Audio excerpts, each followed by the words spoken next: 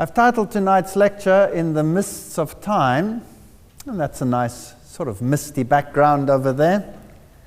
The Mists of Time is a lecture on Daniel chapter 2.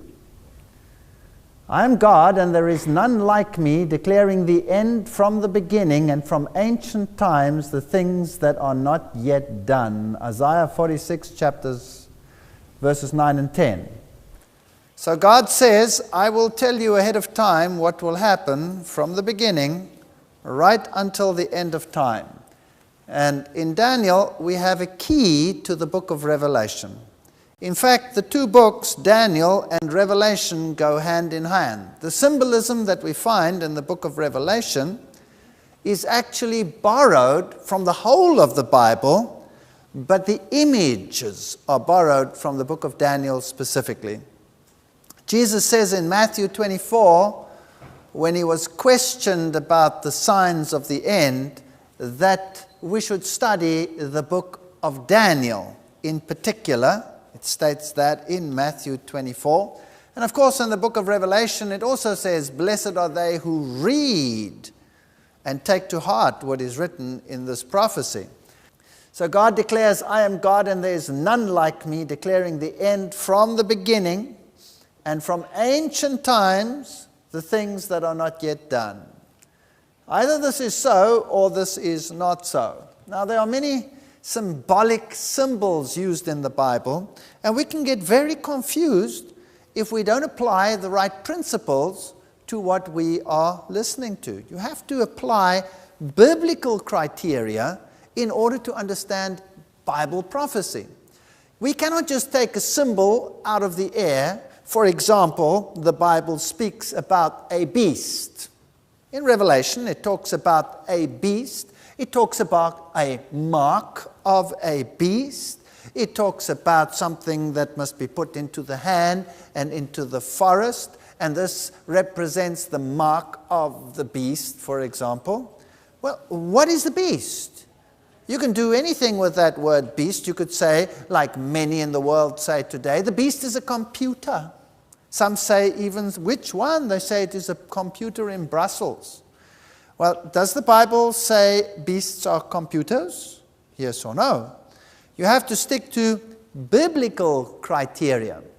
The Bible uses symbols of animals. It uses, for example, lions and bears and things like that. Now, there are sports teams that are known as the Lions. The British Isles rugby football team is known as the Lions. So am I to read into the Bible that the British rugby football team is going to play an important part at the end of time just because it says the Lions? Or the Bears, that's another sporting team. Is that going to be a criterion? Of course not. We have to use biblical criteria in order to deal with biblical things. So I've put together a little dictionary here of prophetic terms where they are defined in the Bible, and we have to use the Bible definitions. For example, white linen is righteousness, Revelation 19 verse 8. The white linen you saw represents the righteousness of the saints. A trumpet or a wind are symbols of war in the Bible, Revelation 49:36. That is now in a prophetic sense. Prostitution, I wonder how many sermons have been preached about licentious women and prostitution and all of these things. When in actual fact, God uses the word prostitute in a prophetic sense to refer to idolatry, being unfaithful to God. And there are just numerous texts that are listed here which show that idolatry is prostitution. God even had a cryptic lesson for Israel. He even had a prophet of his marry a prostitute to give an object lesson of the unfaithfulness of the people of Israel towards their God.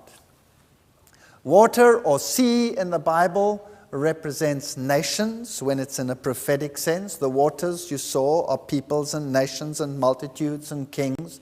Revelation 17 verse 5. A woman in the Bible is a church. Ephesians 5:22 to 24, 2 Corinthians, Jeremiah, Isaiah, Hosea, John, all of them refer to the symbolism of a woman representing the church. Christ is the bridegroom, the church is his bride. Zion is a symbol of God's people, Isaiah 51:16, and a beast in the Bible, in a prophetic sense, is a kingdom. Daniel chapter 7 verse 17 says, "And the beasts which you saw are kingdoms," or kings.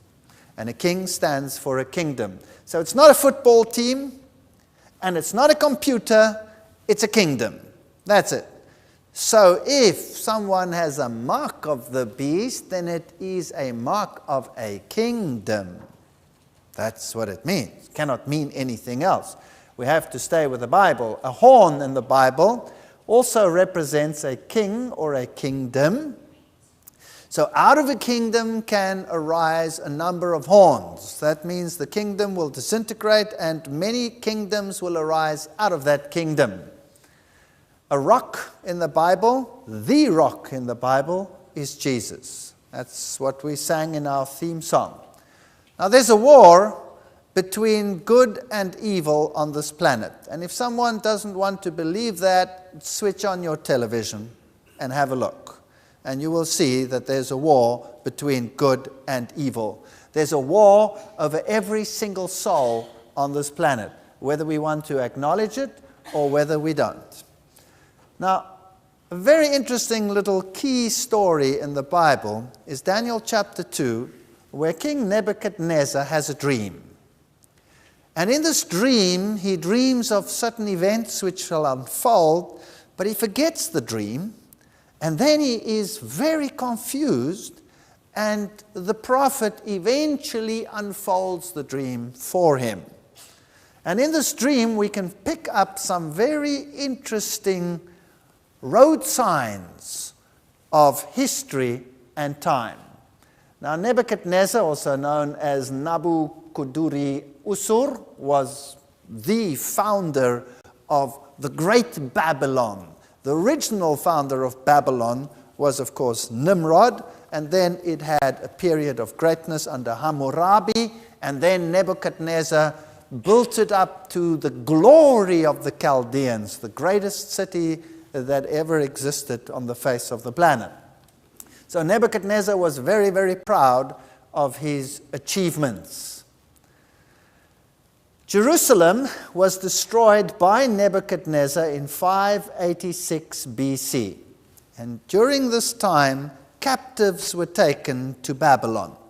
And amongst them were, of course, the Hebrew faithful, such as Daniel and his friends. And here we see a relief of the captives actually being taken to Babylon as slaves. Many of them, when they were caught, they were made eunuchs to serve the king, but, well, to be eunuchs for the rest of their lives, never to have the honor or the pleasure of having children. So there were terrible times in those days. These young men, according to the biblical story, were then enrolled in the institutes of higher learning. They went to the university and they studied the language and they studied the wisdom of the Chaldeans. Bab-ilu is the site of Nebuchadnezzar's summer palace. Here it is, for example. And the word Babel has a very interesting connotation. Bab-el. Bab is a gate, a portal, and El is God. So the word Bab-el, Babel, means a portal to God. Now the Bible says there is someone else who calls himself the door, and that is Jesus Christ. He says, I am the door. So Jesus is actually saying, I am the Bab, the gate, through which one must enter into the kingdom of heaven. Jesus says, I am the door, and nobody comes to the Father except through me. So that is the door, the entryway into heaven. Bab-el represents another entryway, another door whereby you try to climb into heaven by another way, another door. Bab Ilu is then also a portal. The king was divine in the old days, although the Babylonian and Assyrian kings did not go that far. They were high priests generally. So in Daniel chapter 2 we read, now in the second year of Nebuchadnezzar's reign, Nebuchadnezzar had dreams. Now here we have a problem. Immediately we have a problem. And the higher critics have such fun with verses such as these, you see. A little bit of knowledge is a dangerous thing.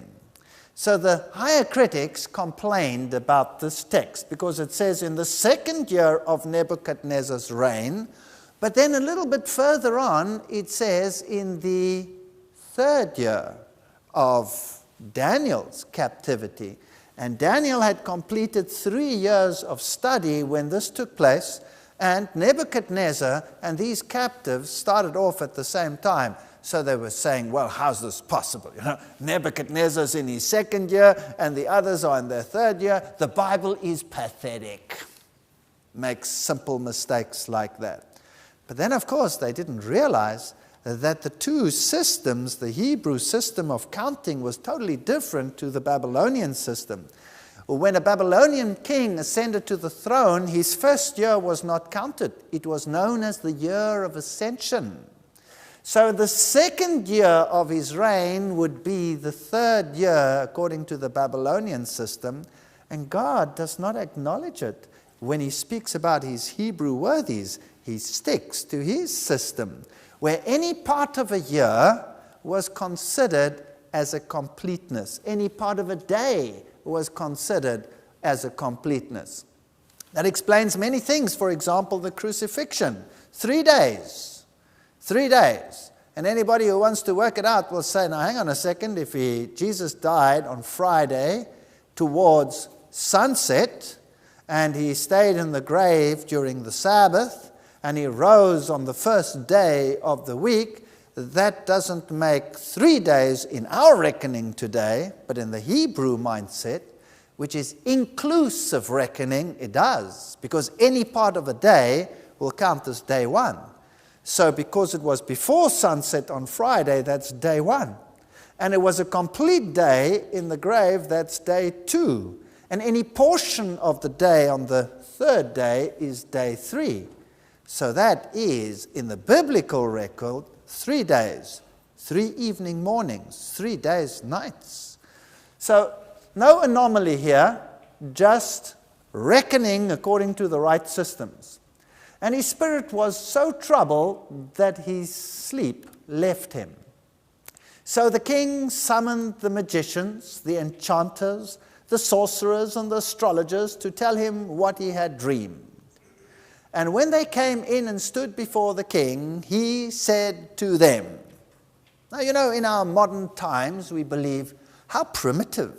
Here the man has a dream, and he summons the enchanters and the sorcerers and the astrologers to tell him what he had dreamed.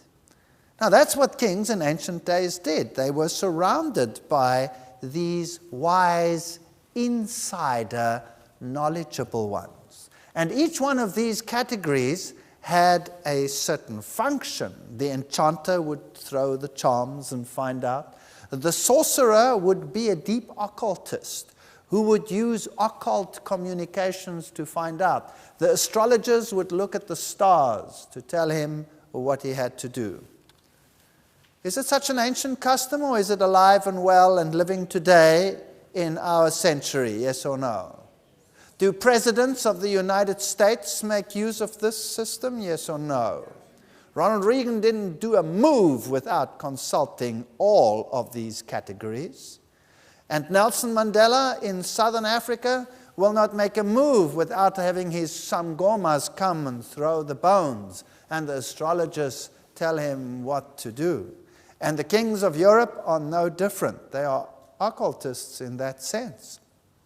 You can just study what the kingdoms do and what the kings and queens of England do, for example, and how they communicate with the spirit world in order to find out what they should do. Does not Prince Charles consult Mountbatten, who is already dead, when he has something important to do? So all of these wise people came to the king, and he said to them, I have had a dream that troubles me, and I want to know what it means. Daniel 2, 1-3, the NIV. The King James actually says, this thing has gone from me, which means I cannot remember it. I cannot remember it, but I know it was vitally important. So please, if you really are what you say, then you must tell me what this means. The king answered and said to the Chaldean, this thing is gone from me. If you will not make known unto me the dream with the interpretation thereof, you shall be cut in pieces, and your houses shall be made a dunghill. Ancient kings had much power. When a king spoke, that was it. You remember the book of Esther? If the king did not hold out his staff to whoever came in, that person was dead. He was dead. He was killed on the spot. He was taken out and executed if the king didn't give him the right to enter and to speak. Verse 10 says the Chaldeans. Now, who are the Chaldeans? The Chaldeans are the learned ones. Those are the highly educated ones, the astronomers, the brilliant ones. And we have Chaldeans today. Some religious orders concentrate their most intellectual, most educated people in the world into certain orders, which actually run many of our universities. And the very top universities in the world, the highest universities that we have in the world today, are run by categories of people that today would be the exact equivalent of the Chaldeans. Nothing has changed. So these are the educated ones, answered before the king and said, there is not a man upon the earth that can show the king's matter. Therefore, there is no king, lord, nor ruler that asks such a thing at any magician or astrologer or Chaldean. See the different categories? All of them were not able to do this. It is a rare thing that the king requireth, and there is none other that can show it before the king except the gods, whose dwelling is not with flesh. So God actually removed this thing from this king's mind so that he would not be able to just recall it, and also to expose all of these categories of people. Verse 12, for this cause the king was angry and very furious, and commanded to destroy all the wise men of Babylon. All. Now, obviously, that included all of those that had received this higher learning, which would then have included Daniel and his friends, because they had completed their education at the Babylonian Institute of Higher Learning. So all of them were sentenced to death on one day, just because they could not answer the dream. When Daniel heard that they were all going to be put to death, he went to Ariel, the king's guard, and said, is there any way that I could speak to the king? And after he had given permission, Daniel returned to his house and explained the matter to his friends, Hananiah, Mishael, and Azariah, Mishael. Very interesting names here, actually. We haven't got time to go into all the details, but there's even a typology in the name of events as they will unfold. Daniel 2, 17 and 18, he urged them to plead for mercy from the God of heaven concerning this mystery, so that he and his friends might not be executed with the rest of the wise men of Babylon. That's the basic story behind the story. In Daniel 2, verse 21, we have this statement, and he, God, changes the times and the seasons. He removes kings and sets up kings. So it's going to be a story of how kingdoms will arise and kingdoms will disappear on this planet. Daniel 2 verse 24 tells us of how the king is then informed that Daniel actually has an answer. Do not execute the wise men of Babylon.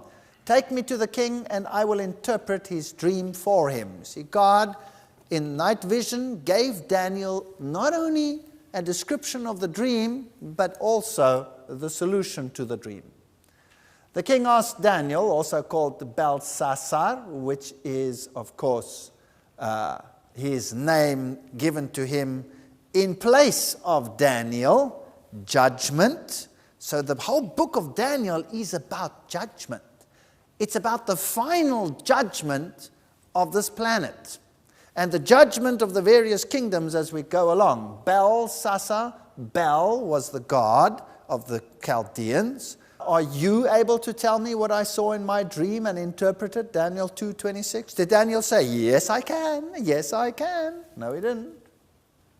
Belteshazzar, Bel, it, goddess, Shar, king, Uzur, to protect. So, Belit, Bel is a male deity, Belit is a female deity. Whether they were male or female, they were interchangeable. That's an interesting thought. We will go into that in greater detail in the future. Daniel answered in the presence of the king and said, the secret which the king has demanded cannot the wise men, the astrologers, the magicians, the soothsayers. It's fascinating to me that every single one of these categories exists today and is being used by the world today and by the leadership of the world today. But there is a God in heaven that revealeth secrets and maketh known to the king Nebuchadnezzar what shall be in the, when? Latter days. Daniel 2:27-28. So Daniel chapter 2 is a book for our time. It's for our time. It gives something for all ages, but the climax of history, the Daniel, the judgment, the final judgment, comes in our time. Isn't it surprising that people say, cut the Old Testament off, we don't need it anymore? Well, Jesus said, when you see these things, when you see the abomination that causes desolation standing here, then let the reader of Daniel understand. Speaking about the future, Jesus himself points to Daniel, and it concerns our time. And he doesn't take the credit, he gives the credit to God. You see, there are two religious systems on this planet. The one system is man-centered, and the other is God-centered. And that is the battle for every person's soul on this planet. And you will be surprised who today advocates a man-centered religion.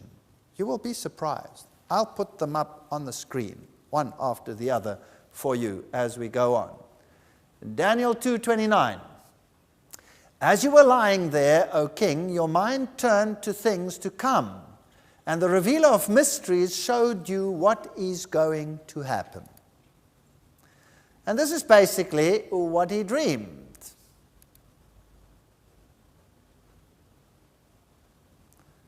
He saw a statue with a head of gold, silver arms and chest, bronze.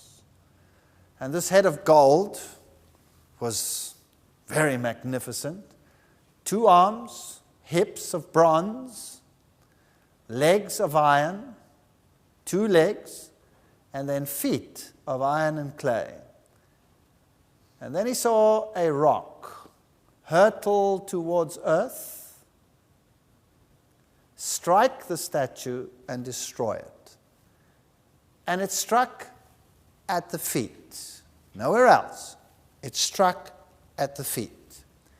Well, what does this dream mean? Well, the Bible is so kind as to tell us exactly what it means, so we don't even have to guess. You looked, O king, and there before you stood a large statue, an enormous, dazzling statue, awesome in appearance. That's what he dreamt. And you saw this rock come. Daniel 2, verses 32-33.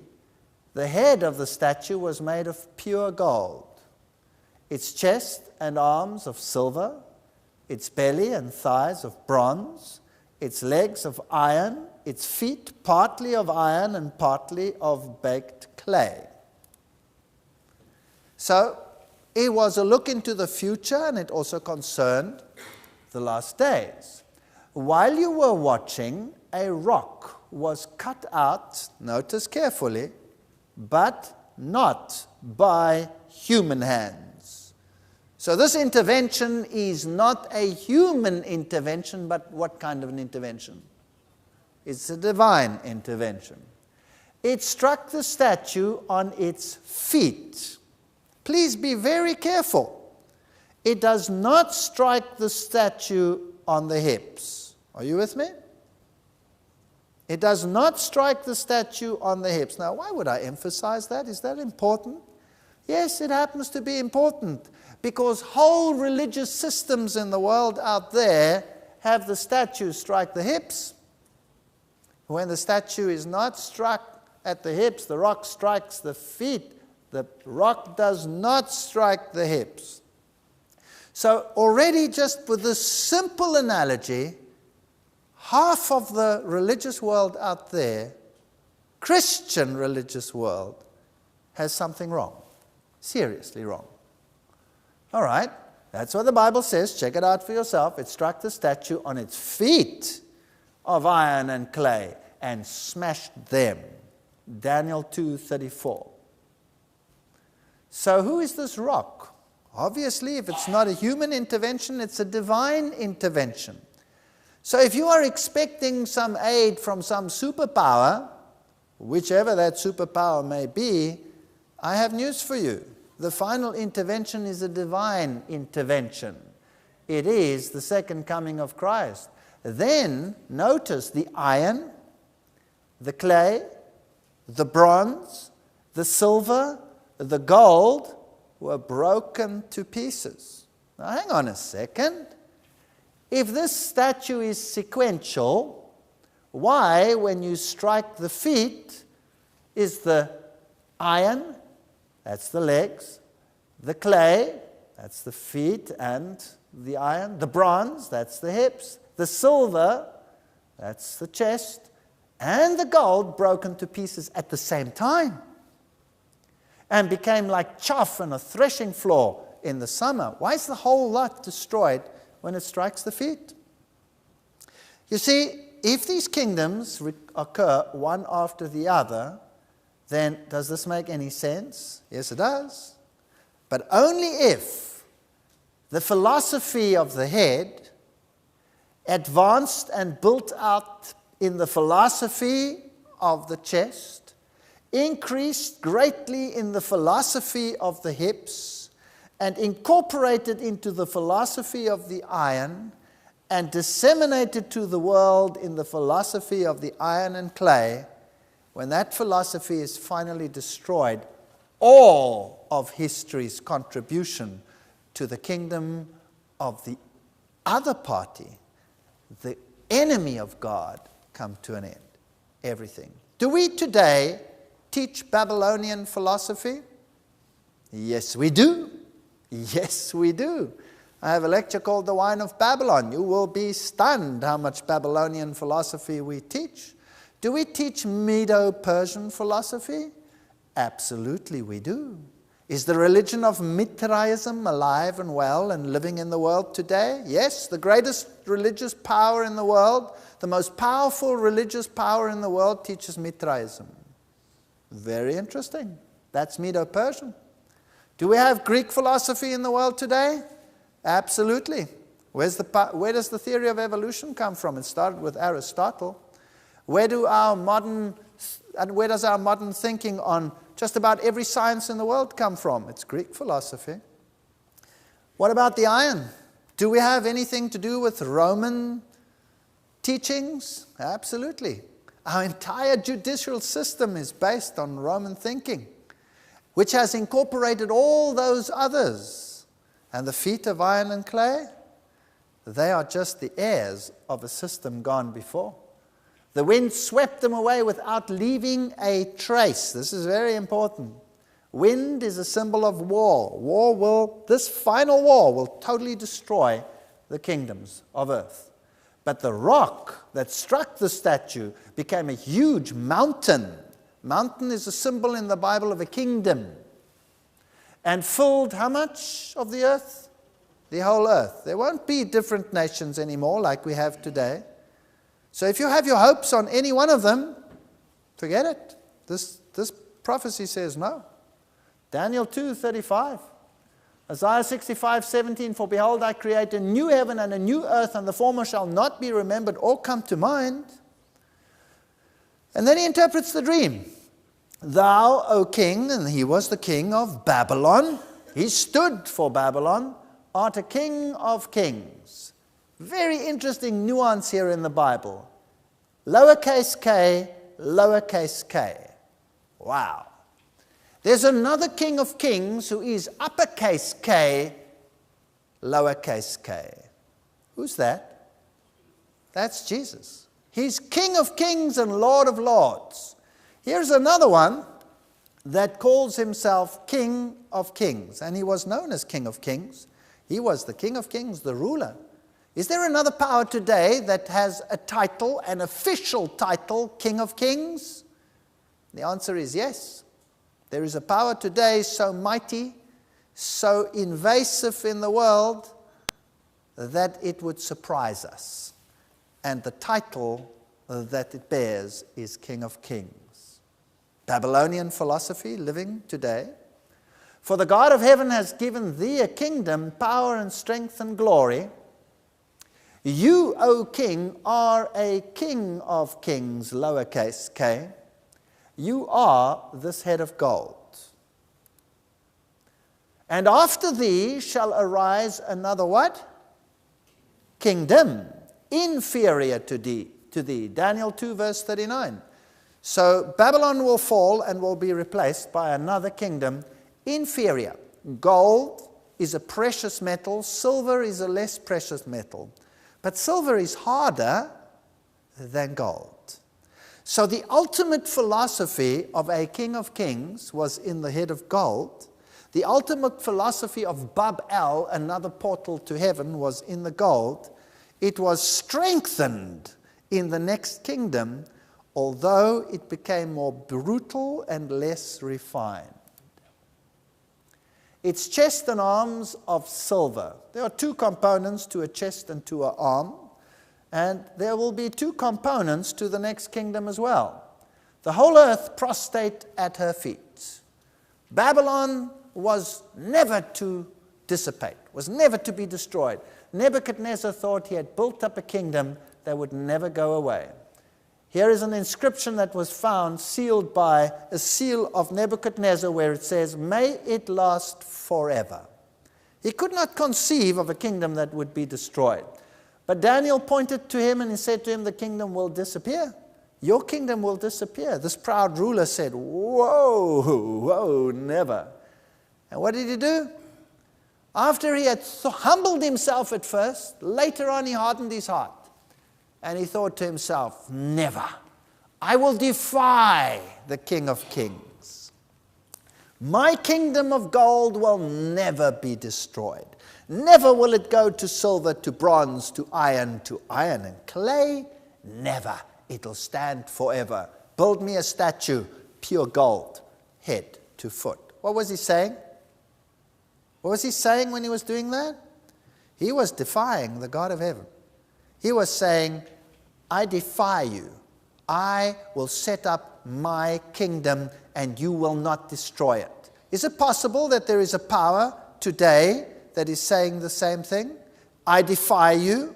I will set up a kingdom and it will not be destroyed. Is it possible? We'll see. It's more than possible. It's more than possible. It's a sad reality in the world we're living today. So this king might have been arrogant at that stage, but there's an equally arrogant power today doing the same thing. Daniel 3:16-18. Shadrach, Meshach, Abednego replied to the king, O Nebuchadnezzar, we do not need to defend ourselves before you in this matter. If we are thrown into the blazing furnace, the God we serve is able to save us from it, and he will rescue us from your hand, O king. But even if he does not, we want you to know, O king, that we will not serve your gods or worship the image of gold you have set up. So he called everyone, including the Hebrews, who had interpreted this vision for him, and said, bow down. When you hear the sound of the music and the horn and the sitar and the lyre and all kinds of music, bow down. Is music an instrument used today to get nations together, yes or no? Is it? Wow, it surely is. So these three said, we will not bow down, and even if he does not help us, we will not bow down. Who else said that? Job said that. Job had that kind of faith. Job said, even if he slay me, yet will I serve him. Wow, that's great.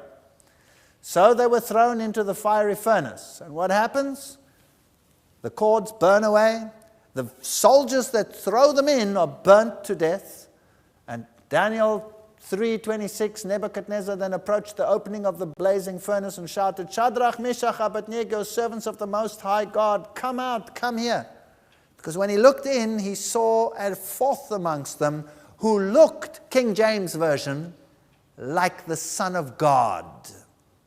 Other versions, who looked like a son of the gods. Big difference between the two. Daniel 3:28, Nebuchadnezzar said, praise be to the God of Shadrach, Meshach, and Abednego, who has sent his angel and rescued his servants. They trusted in him and defied the king's command and were willing to give up their lives rather than serve or worship any god except their own God. So the story tells us that Nebuchadnezzar was humbled. Did you know that Nebuchadnezzar is the only heathen king who has the privilege of writing a chapter in the Bible? Wow. He got to write a chapter in the Bible. The story of his conversion. Read it in the book of Daniel. And Nebuchadnezzar, I believe, will be in heaven one day because he was converted. His pride was humbled. But this is what it looked like. It was a magnificent city. Here is the emblem of Babylon, the lion. Hanging gardens. He built this for his wife, Amuea, who longed for mountains, and here was a flat area. She was not very happy. So he said to her, I'll build you a mountain. And he built it for her. You know, those were kings in those days. They had power. Here is the famous Ishtar Gate, which you can still find in the Pergamum Museum. Beautiful reliefs of the original stones.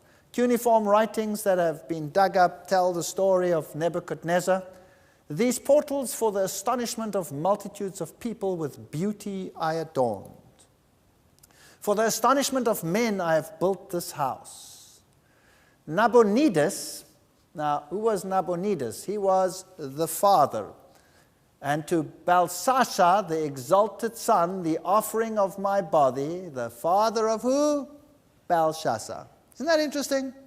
You see, the higher critics here had some fun again. The Bible talks about the final king of Babylon being Belshazzar, and the critics said, no, he wasn't king, Nabonidus was king. But what they didn't realize, not having the cuneiform writings to decipher at that stage, was that Nabonidus had withdrawn himself into religious service.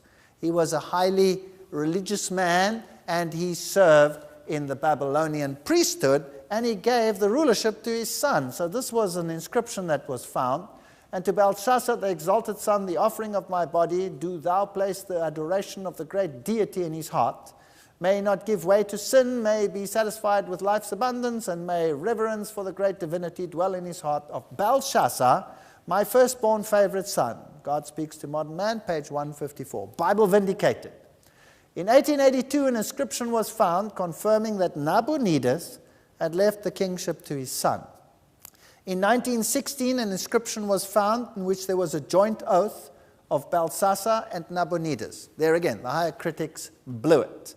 The Bible was proved right. 1924, they found the famous inscription, I conferred kingship to my son Belshazzar. Bite the dust, higher critics. Bible wins, round one for them. Nothing for the enemies of that. And then the writing appeared upon the wall, and we hear the story of the old prophet Daniel being called in to interpret the writing on the wall. Mene, God has numbered your kingdom, Belshazzar, and finished it. Tekel, you have been weighed in the balances and found wanting. and Peres. Your kingdom has been divided and given to the Medes and the Persians. Very interesting. Two arms, Medes and Persians. And the prophet interprets a writing written by a finger against the wall. Do you know that in the Bible there are only 4 times when God writes with his finger? First time he writes the 10 Commandments with his finger, the Bible says. He wrote them on 2 tablets of stone. Then Moses smashed them when he came down and found the Israelites in idolatry. And then he hewed new stones. And again, God wrote with his finger what he had written on the first ones. And then here in Babylon, at the fall of Babylon, God wrote with his finger. So God wanted to make very sure that everybody realized that he will bring Babylon to an end. He wrote it with his finger. And at the end, the Bible says there is another kind of Babylon in the book of Revelation, which will come to an end, just as surely. And what's the 4th time when God wrote with his finger? Jesus wrote with his finger in the sand. Interesting. That's the only record we have of Jesus writing something with his finger. Unwilling Babylon. Jeremiah 51:9, we would have healed Babylon, but she cannot be healed. Revelation 2:21, I have given her time to repent of her immorality, but she is unwilling. There is ancient Babylon, there's modern Babylon. Who is this modern Babylon? Bible names Cyrus 150 years before his birth. The prophet Isaiah in chapter 45 says, thus says the Lord to his anointed, to Cyrus, whose right hand I have holden to subdue nations before him, and I will loose the loins of kings to open before him the 2-leaved gates, and the gates shall not be shut. The Bible predicts this King Cyrus would come, and he would set free. The Bible calls him the Anointed One. Do you know that the Bible uses this terminology for Cyrus, and it uses it for Jesus? So this heathen king here, who brings to an end Babylon, is used as a typology of the great king who will come and bring an end to final Babylon. Very interesting analogy. Very interesting. Cyrus cylinder with the whole story in cuneiform writing of how it happened. I am Cyrus, king of the world, the great and just king, king of Babylon, king of Sumer and Akkad, king of the 4 corners of the world, son of Cambyses, when I stepped into Babylon as a friend and ascended the throne amidst cheers of joy and pageantry in the governor's palace, my countless soldiers roamed Babylon in peace and sincerity. I forbade harassment and terror. All over Sumer and Akkad, I strove for peace in Babylon and all other cities. I abolished forced labor in respect with citizens of Babylon, which was against their social status. I helped restore destroyed houses. I accommodated them again with a peaceful place. Ducks and doves, I tried to preserve their habitats. See, God is going to restore all things as well. The army marched in under the gates of Babylon. They had been left open. The river was diverted because God changes times and seasons and removes kings and sets up kings. And it's he who gives wisdom unto the wise and knowledge to them that know not understanding. That brought to an end the Babylonian kingdom. And now the next kingdom is to come. 539 BC to 331 BC, the next kingdom to rule the earth, the Medo-Persians, came to follow on after Babylon. In Daniel chapter 2, verse 39, we read about this kingdom. Then another kingdom, a third kingdom of bronze, shall rule over all the earth. That's the next one to come. I am persuaded that there was no nation, city, nor people where his name did not reach. There seems to me to have been some divine hand presiding both over his birth and actions. Historical Library, Book 16, chapter 12. So the Bible describes the rise of the Medo-Persian Empire and its fall to this mighty king, Alexander the Great, who would destroy this army. Do you know that Alexander destroyed the Medo-Persian army with an army of only 45,000 soldiers? And the Medo-Persians had an army of 1 million soldiers. He flattened them. He was a great strategist and knew exactly what he was about. So the Greek Empire followed upon the Medo-Persian Empire. The Medo-Persian Empire contributed to the religion of Babylon. It took the religion of Babylon, refined it in the Mithraic system, which it handed over to the next generation. And Mithraism then resurfaces later as a prominent insider religion of the elite of Rome. Very interesting story. But the Greek philosophy was the great foundation stone for many, many philosophies in the world today. So Greeks follows on the Medo-Persian Empire. Finally, after the Greek Empire, Daniel 2:40, there will be a fourth kingdom, strong as iron. Now, if we look at the soldiers as they were in the ancient days, Greece and Rome are a very interesting comparison. Here is the armory of the Greek soldiers. Notice that it's bronze.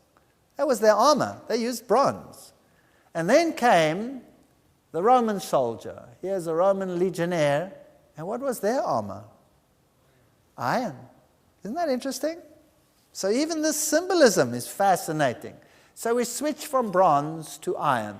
And the legionnaire had fantastic armory. It had this little belt here in the front to protect, and the shield that protected even the soldiers, the shoulders of the soldiers. I have to watch my S's here. And this short, stubby sword. They were a tremendous force. And of course, the power of Rome was unparalleled. Iron is harder than bronze. Rome was mightier in its power than the Greeks were. Here are some of the ruins of the Roman Empire. The fourth kingdom shall be strong as iron. For as much as iron breaketh in pieces and subdues all things, and as iron that breaketh all these, shall it break in pieces and bruise. Daniel 2:40. So this is a cruel kingdom. Were the Romans particularly cruel? What did they do to anyone that dissented? What happened to them?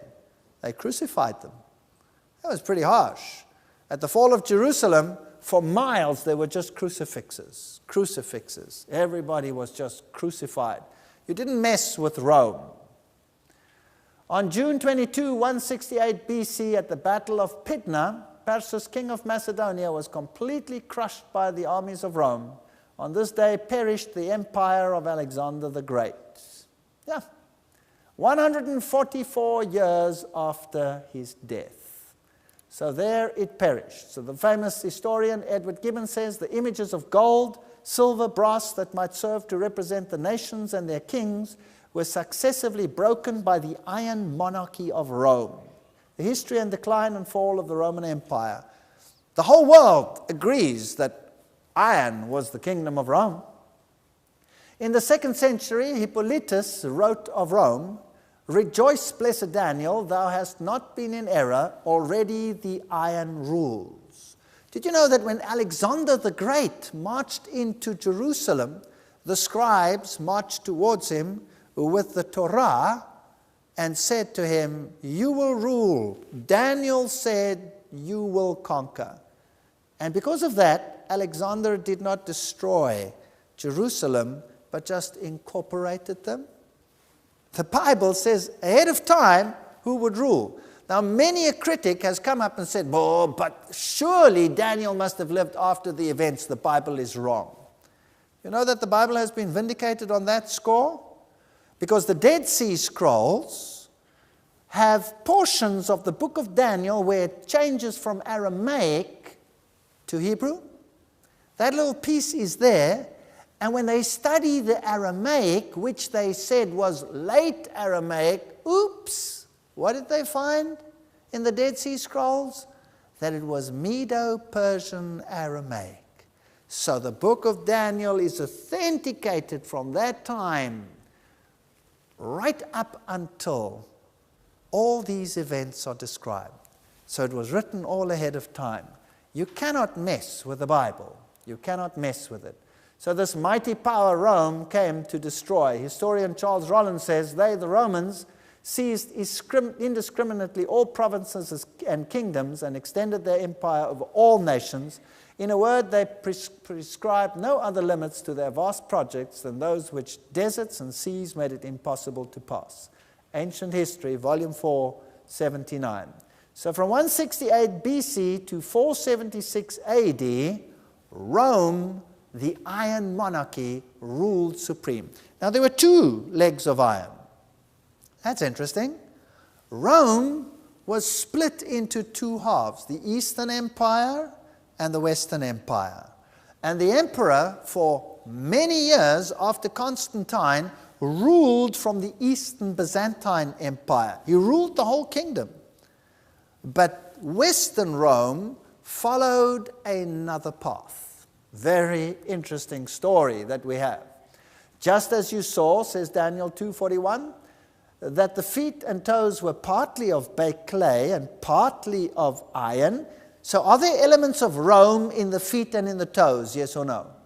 Absolutely, still there. The iron is still there, the iron isn't gone. So this will be a divided kingdom. Is the world trying to restore the Holy Roman Empire, yes or no? What is the unification of Europe all about? Have you thought about that? So this will be a divided kingdom. Daniel 2:42, as the toes were partly iron and partly clay, so this kingdom will be partly strong, partly brittle. Has history proved that the nations of Europe were sometimes strong and sometimes weak, and sometimes one ruled and sometimes another? Wasn't Germany mighty and France mighty and Britain mighty? Yes or no? Didn't the Danes rule for a while, etc., etc., etc.? Wasn't the Austrian Empire mighty at one stage with its kingdom? Absolutely. So, history has proved that, right? Jeremiah 18:6, like clay in the hand of the potter, so are you in my hand, O house of Israel. These kingdoms might be arrogant, but they would be replaced. They would be divided. And they would be divided into 10.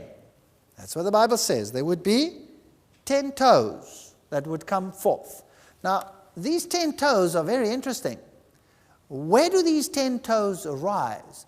In the Western Empire or in the Eastern Empire? Very important question.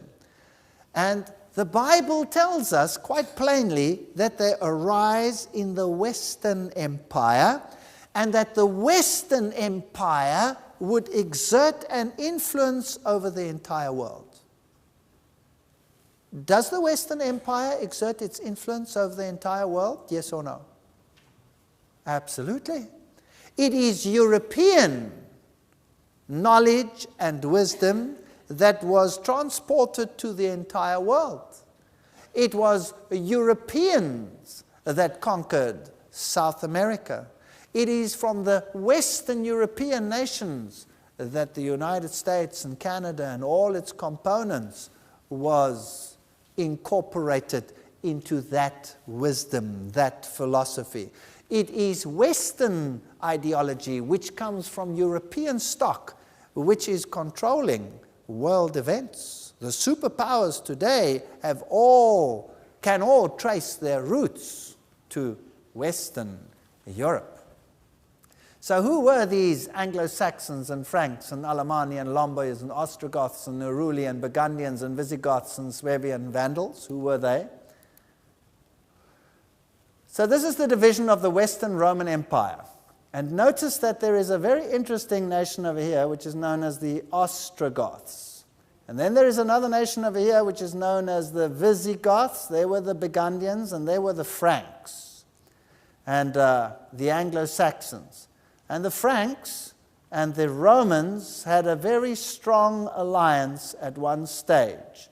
The Ostrogoths and the Visigoths, they had a slightly different religion to the rest of Europe. And there were many, many, many, many wars that were fought over this issue. So the Alemanni today are the Germans. The Germans are the remnant of the Alemanni. The Swiss, the Burgundians, the French, the Franks, the Italians, the Lombards, the English, the Saxons, the Portuguese, the Suevi, the Spanish, the Visigoths, but three of them, the Heruli, the Vandals, and the Ostrogoths, are extinct. They're gone. They have been wiped out. The Ostrogoths, the last ones to be wiped out, a mighty, mighty nation that controlled all events in Rome. They ruled over Rome itself. The Visigoths were in Spain, and they had a slightly different religion. There were many, many, many wars fought in Spain. Spain was divided, terribly divided into a northern and a southern half, and terrible bloodshed was found in Spain. But the Heruli and the Vandals and the Ostrogoths were totally destroyed. History tries to tell us that these three were destroyed because they had an Arian philosophy, which means they propagated the idea that Christ did not have divinity and that they were therefore destroyed. But we only have information from one source. All their writings, everything that they wrote has been destroyed. All their libraries have been destroyed. So we don't really know what they believe. In actual fact, the Ostrogoths probably received their religion from Palestine and had a very pure form of Christianity based on the Bible. And that is why they were destroyed. But I haven't got time to go into that. That would be a whole lecture, a few lectures all by itself. So let's concentrate on this prophecy. And whereas thou sawest iron mixed with miry clay, they shall mingle themselves with the seed of men. So originally, when Rome fell, it was divided into 10. 3 of them were eventually destroyed. Today we have the remnants.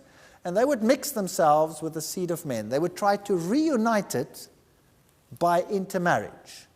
But they shall not cleave one to another, even as iron is not mixed with clay. Daniel 2, verse 43. So we had the great kings of Europe trying to unite Europe through marriage. And so we have Queen Diana and King Frederick trying their utmost to bring the nations together. Here's Frederiksborg Castle in Denmark, from where the famous kings and queens ruled. Daniel 2:43, whereas thou sawest iron mixed with miry clay, they shall mingle themselves with the seeds of men. They shall not cleave one to another, even as iron is not mixed with clay. There you have the famous Queen Victoria and King Christian. Did you know that Queen Victoria was totally un-English? Did you know that she was German? Did you know that she even spoke German on her deathbed? When she was dying, her mother tongue came back. She was a German queen. And King Christian of Denmark and her offspring mingled with the seeds of men. All the nations united. They were all together. So different kings tried to reunite the kingdoms. Here you have the Pope crowning Charles the Great, Charlemagne, king of the Holy Roman Empire, because supposedly he had managed to reunite Europe. And as that crown went onto his head, the kingdom fell apart and divided. So for a brief moment, they'd come together again, and then they fell apart. And so the Charleses and the Louis and all these kingdoms of the earth and the great kingdoms tried to reunite Europe. And then came this Frenchman, Napoleon Bonaparte. His brother was the Grand Master of Freemasonry in Spain. Very interesting. He was the Grand Master.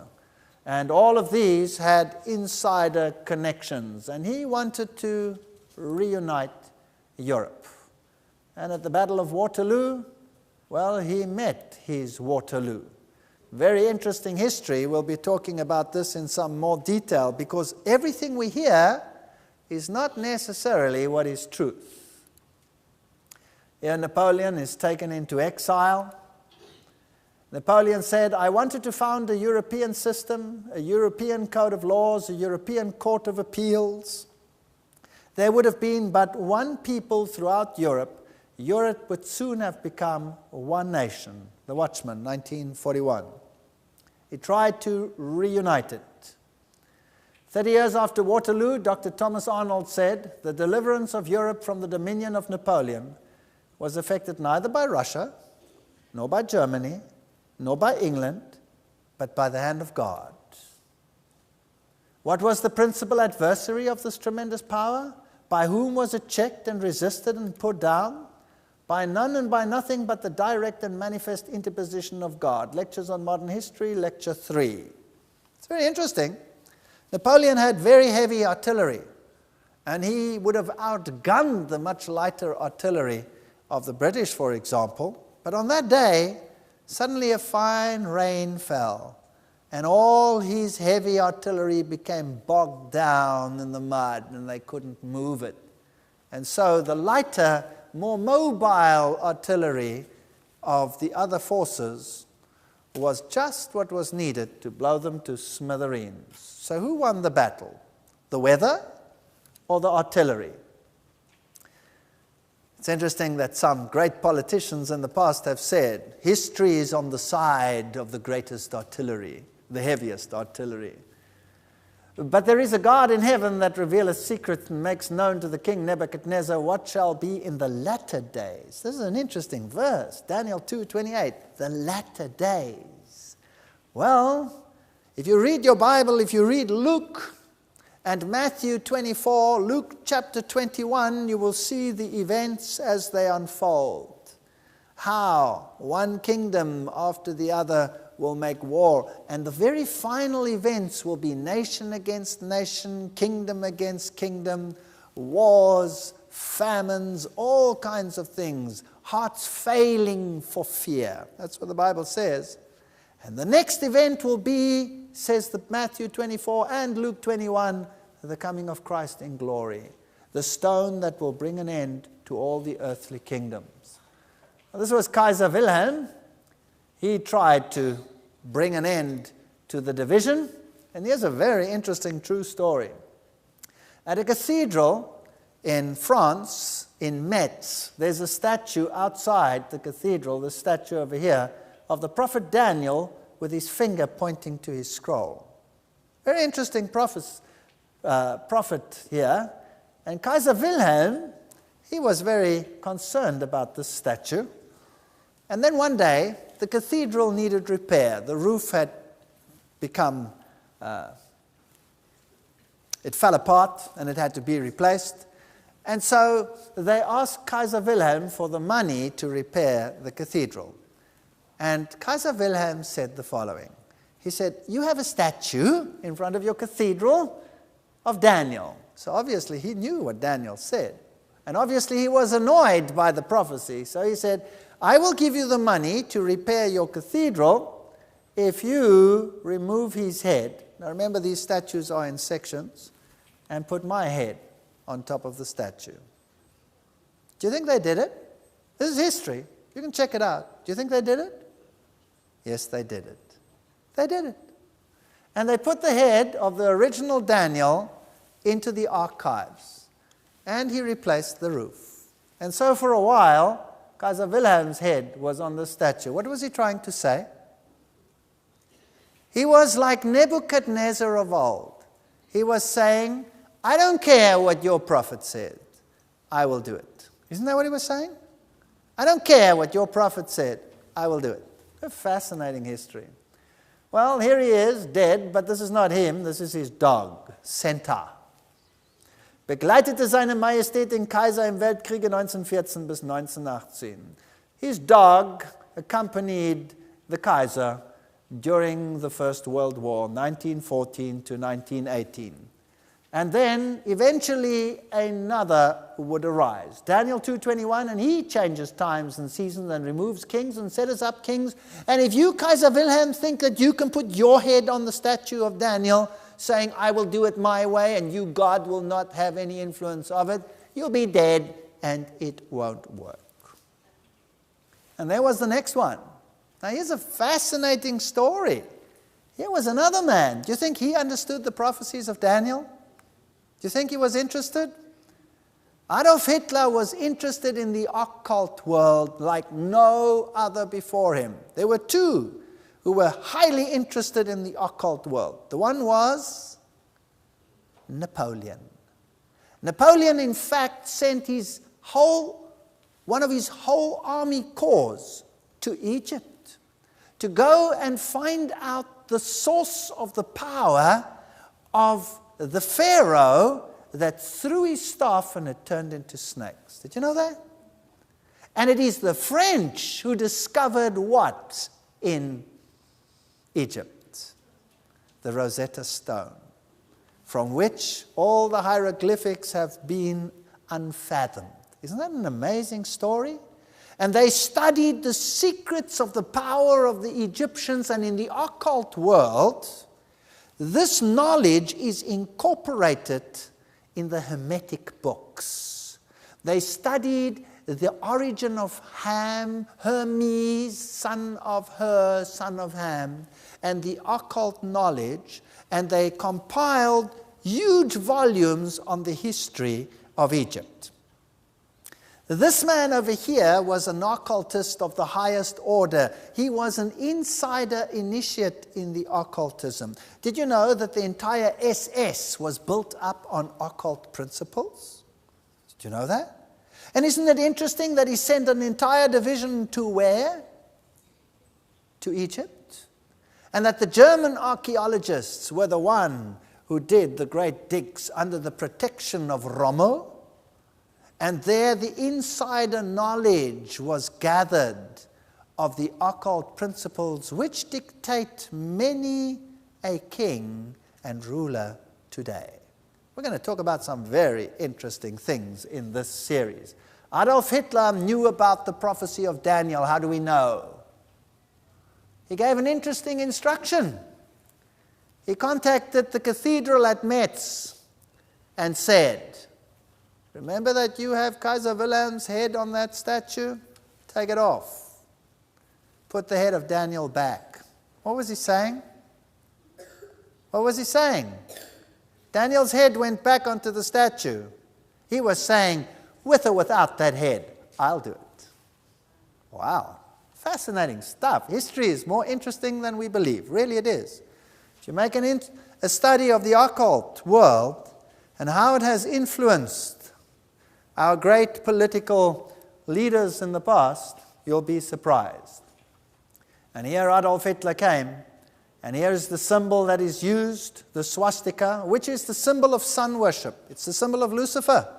It is used by the Theosophy Society, which says Lucifer is the Logos, the serpent, the Savior. Exactly the same symbol is used by Theosophy. And Theosophy, is it dead? Oh no, Theosophy is alive and well and forms the central theme of the greatest powers that rule the world today. And we will be revealing some of these things in the lectures to come. This is interesting stuff. The eagle used as the symbol of deity. You see, the Bible uses the eagle as the symbol of God. Like an eagle that rises up, I will take you under my wings. That is the symbol of God. Lucifer wants to be like the Most High. He takes the symbol of the eagle, which was a symbol in Egypt of Horus. Fascinating. And there it is, the eagle with the swastika. And the swastika can be left-handed swastika or a right-handed swastika. If it is the left-handed or the right-handed, it makes no difference. It represents the God in his evil and in his light form, or in his male or in his female form. It doesn't matter which one you use. Secret societies today use the very one in the mirror image today and say, but it's something else. It's not something else. Buddhism uses that symbol.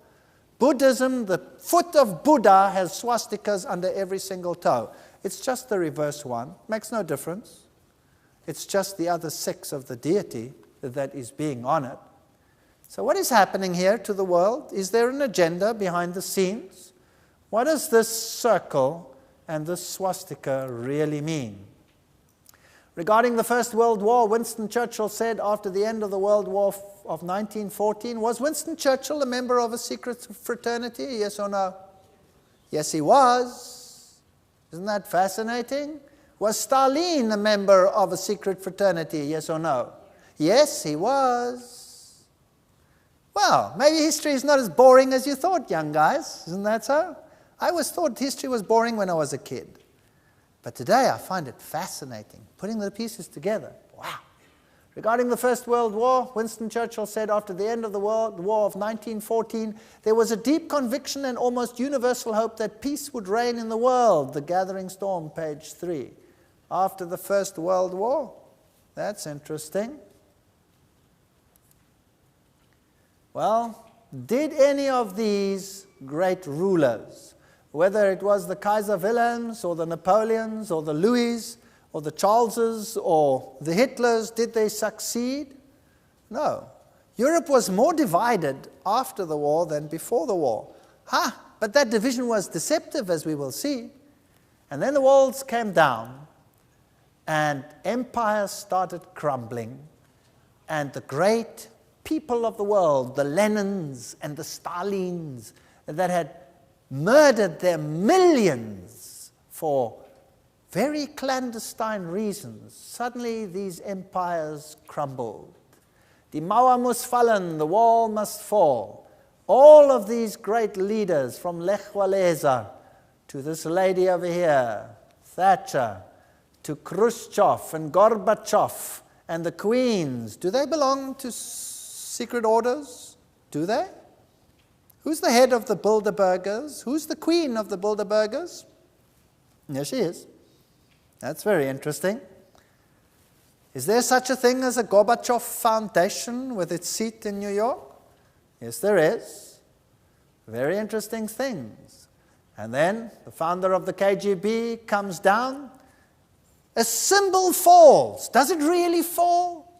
Does it really fall? Who rules in Russia today? Who is the head of Russia today? Putin. What was he? He was the head of the KGB. You see, isn't that interesting? So they take down a symbol and the people think the oppression is gone, when the oppression is not gone at all. It's just taken another robe.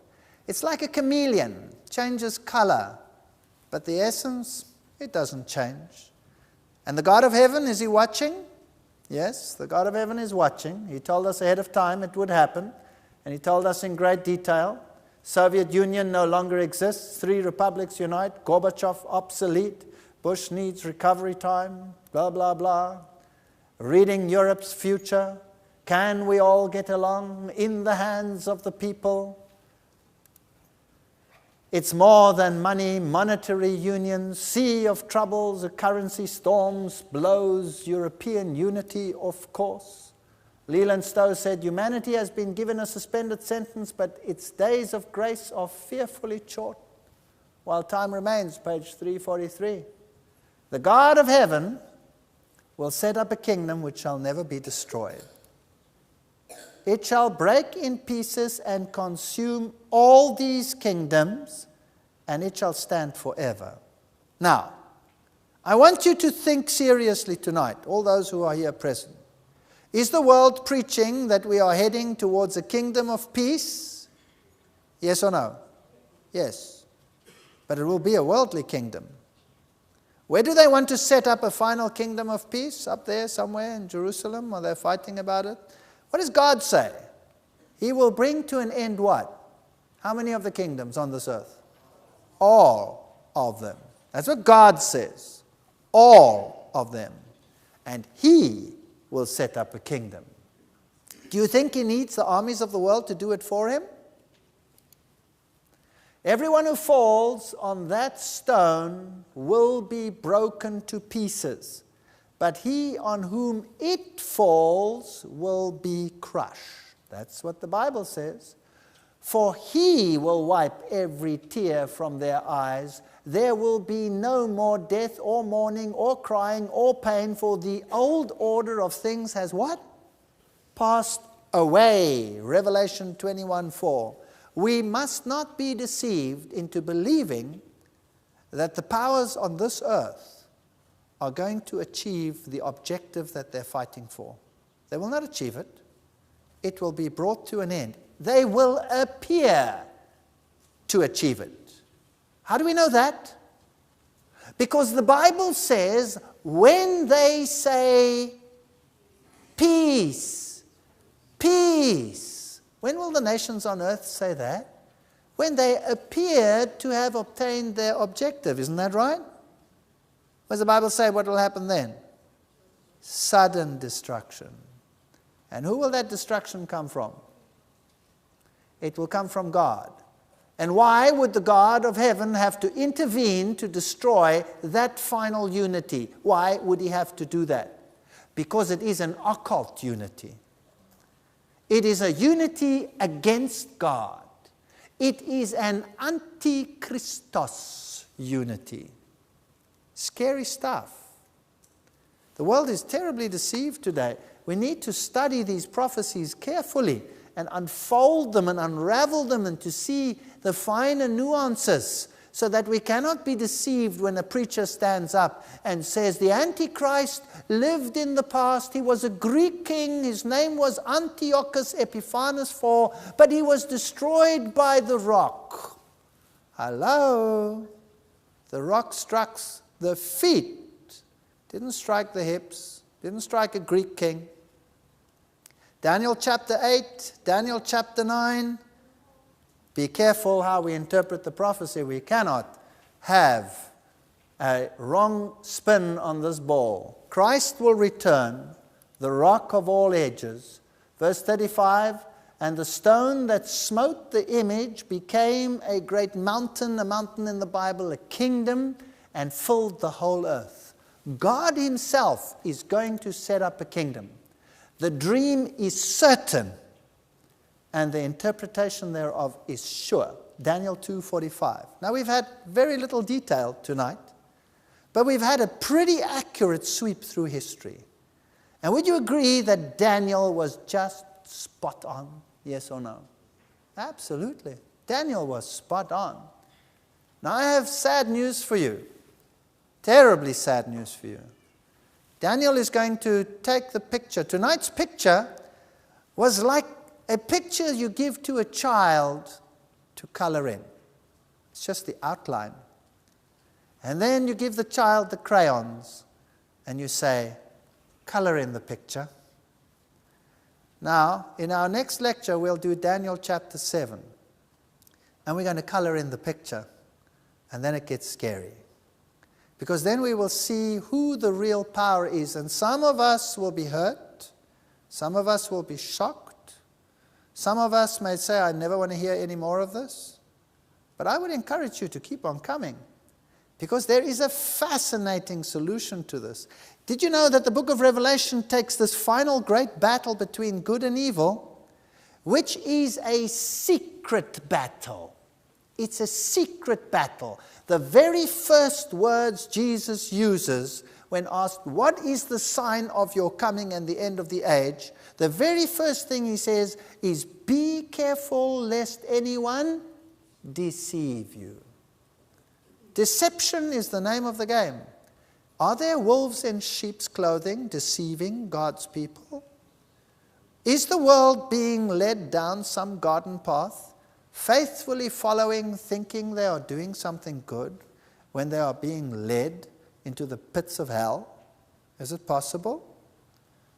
If we believe the prophets, and if we study them carefully, and even if it hurts, and believe you me, I've stood on the other side of the fence. And when I studied the prophecy, I was hurt. And my family was hurt. And there were buckets of tears. But now, I have buckets of hope.